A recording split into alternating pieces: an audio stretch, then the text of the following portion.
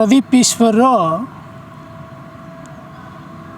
ಶಾಸಕ ನಾನು ಅನ್ನೋದನ್ನು ಮರೆತು ಸಾರ್ವಜನಿಕ ಜೀವನದಲ್ಲಿದ್ದಾಗ ಏನು ಮಾತಾಡಬೇಕು ಏನು ಮಾತಾಡಬಾರ್ದು ಅಂತ ತಿಳ್ಕೊಳ್ಳೋಕ್ಕಾಗ್ದೇ ಇರೋಷ್ಟು ಅವಿವೇಕಿ ರೀತಿಯಲ್ಲಿ ವರ್ತಿಸ್ತಾ ಇರ್ತಕ್ಕಂಥದ್ದು ತಮ್ಮ ಮಾಧ್ಯಮದ ಮೂಲಕ ನೋಡ್ತಾ ಇದ್ದೀನಿ.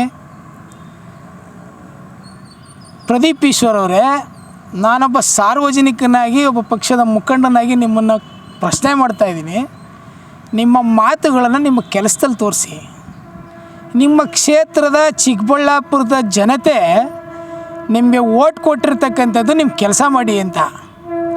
ನೀವು ನಿನ್ನೆ ಮಾಧ್ಯಮದಲ್ಲಿ ಹೇಳ್ತೀರಾ BJPಯವರು ನಿರುದ್ಯೋಗಿಗಳಾಗವ್ರೆ ಮಾತಾಡ್ತಾರೆ. ಹೌದಪ್ಪ, ನಾವು ವಿರೋಧ ಪಕ್ಷದಲ್ಲಿದ್ದೀವಿ, ನಿರುದ್ಯೋಗಿಗಳಿಗೆ ಮಾತಾಡ್ತೀವಿ. ನೀನು ಉದ್ಯೋಗಿ ಆಗುವಂಥ ಓಟ್ ಕೊಟ್ಟವರಲ್ಲಪ್ಪ ಚಿಕ್ಕಬಳ್ಳಾಪುರದವರು, ನೀನೇನು ಮಾಡ್ತಿದ್ಯಾ? ಏನು ಅಭಿವೃದ್ಧಿ ಮಾಡಿದ್ಯಾ 2.5 ವರ್ಷದಲ್ಲಿ? ನೀನು ಕಿತ್ತಾಕಿರೋಂಥದ್ದು ಏನು ಅದನ್ನು ತೋರಿಸಪ್ಪ ಮಾಧ್ಯಮದ ಮೂಲಕ. ನೀನು ಹೇಳ್ಕೊಳ್ಳೋಂಥ ಕೆಲಸನ ನೀನು ಇಂಥದ್ದು ಮಾಡಿದ್ದೀನಿ, ಚಿಕ್ಕಬಳ್ಳಾಪುರದಲ್ಲಿ ಶಾಶ್ವತವಾಗಿ ಉಳಿಯೋಂಥ ಕೆಲಸನ, ನಾನಿರಲಿ ಇಲ್ಲದವಲ್ಲಿ ನನ್ನ ಕೆಲಸ ಶಾಶ್ವತವಾಗಿರ್ತದೆ ಅಂತಕ್ಕಂಥ ತೋರಿಸೋಂಥ ಒಂದೇ ಒಂದು ಕೆಲಸ ತೋರಿಸಿ ನಿನ್ನ ಯೋಗ್ಯತೆಯನ್ನು ಸಾಬೀತು ಮಾಡ್ಬೇಕು.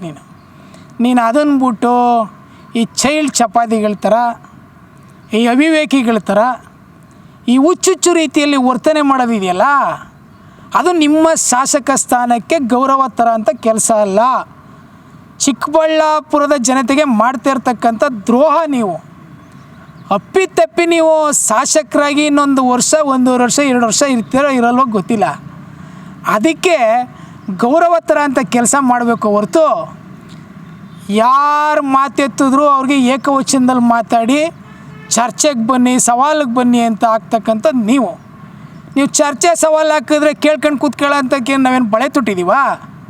ನಾವು ಅದಕ್ಕೆ ಉತ್ತರ ಕೊಡಬೇಕಲ್ಲ. ನಿಮ್ಮ ಸಿದ್ಧಾಂತ ಏನೋ ಆ ಸಿದ್ಧಾಂತಕ್ಕೆ ಸಿದ್ಧಾಂತದಲ್ಲೇ ಉತ್ತರ ಕೊಡಬೇಕು ಅಂತಕ್ಕಂಥದ್ದು ಈಗ ಪ್ರಸಕ್ತವಾಗಿ ಚಲಾವಣೆ ಆಗ್ತಿರ್ತಕ್ಕಂಥದ್ದು.